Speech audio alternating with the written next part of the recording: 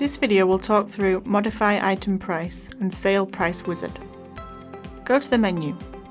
Click on Wizards and Sim Wizards.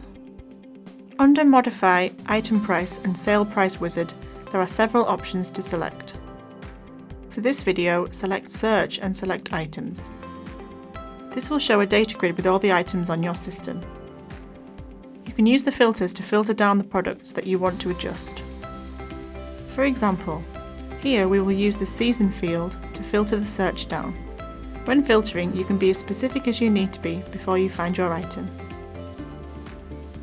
Click Select All tick box when you've found your items. At the bottom of the page, it will tell you how many items you will apply this wizard to. Click Apply Formula and Edit Prices. This will take you into the wizard where you can make changes. Under Sale Price, click Set Formula. Select MSRP. Add the relevant information.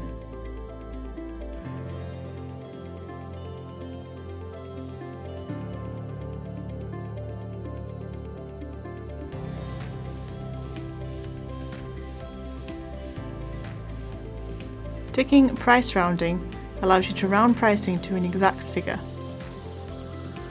Click Apply when your changes have been made. All changes have been highlighted in a blue colour. You may also change data in the other columns if needed. You can click into the individual field and change the content manually if needed. Click Save Grid Changes at the bottom of the page.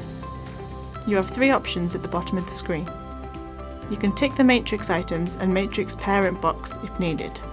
If you schedule the wizard, you are setting the wizard to run on a certain time and day.